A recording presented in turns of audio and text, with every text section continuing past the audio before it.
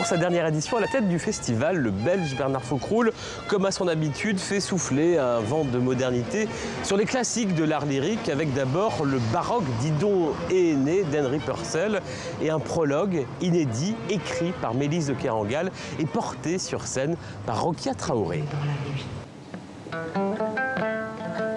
C'est l'une des pièces les plus courtes de l'histoire de l'opéra, à peine 1 heure. Mais dans cette production aixoise, sous les étoiles du théâtre de l'Archevêché, Didon et Aîné est précédé par un texte de Mélisse de Kerangal. Qui est cette femme de pouvoir, reine de Carthage, qui meurt quand le héros troyen annonce son départ? Je suis Didon, fille de Straton, roi de Tyr. C'est la chanteuse malienne Rokia Traoré qui habite les mots de la romancière et chante aussi l'amour, la douleur, la mélancolie en bambara.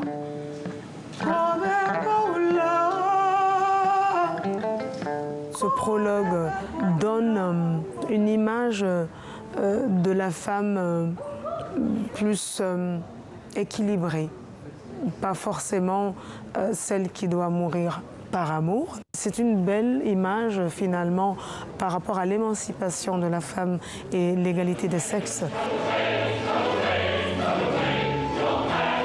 Après le texte en français de 2018, place à l'opéra en anglais de 1689.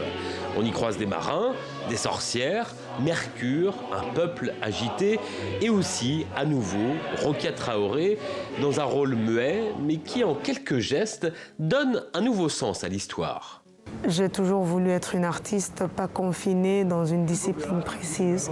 Donc être à Aix, inviter de la sorte avec un texte écrit par Mélisse de Kerangal, c'est un plaisir immense.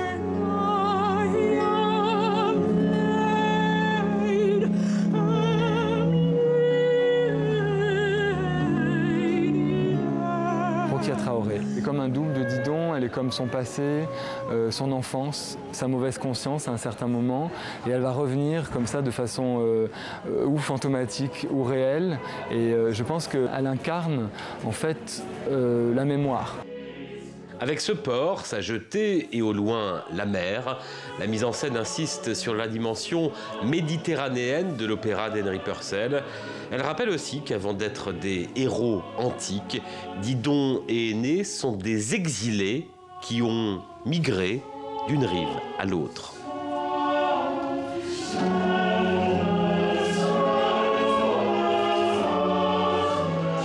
Depuis l'origine, en 1948, Mozart est indissociable du festival. Cette année, c'est la Flûte enchantée qui est présentée, une mise en scène spectaculaire signée Simon McBurney. Le metteur en scène britannique convoque projection, vidéo, illusion d'optique pour paradoxalement ressusciter un théâtre artisanal.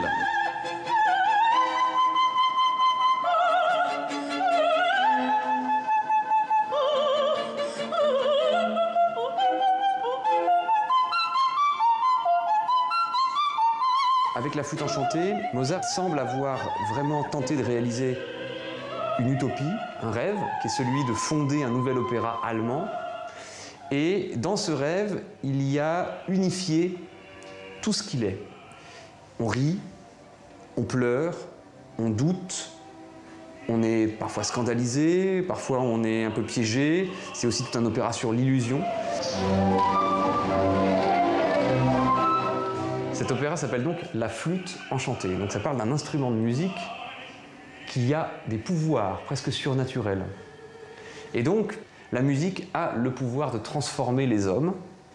Et c'est ce qui se passe dans cet opéra.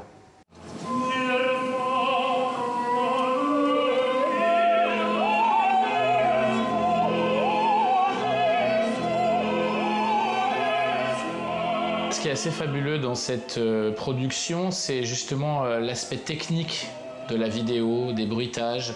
En fait, c'est très technique, ça demande beaucoup de répétitions parce que c'est très minuté. Mais je trouve qu'on ne s'en rend pas compte quand on s'assoit dans son fauteuil du début à la fin.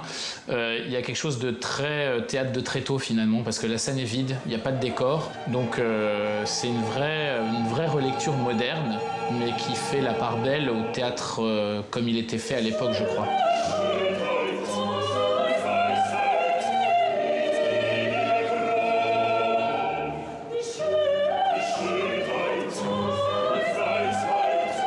70e anniversaire du Festival d'Aix, mais aussi 20 ans de l'Académie, une académie qui a permis à des dizaines de chanteuses et de chanteurs d'éclore. Certains d'entre eux, et certaines notamment, sont à entendre également dans Ariane Anaxos de Richard Strauss, mise en scène par une habituée d'Aix, la Britannique Katie Mitchell. On y revient dans quelques jours.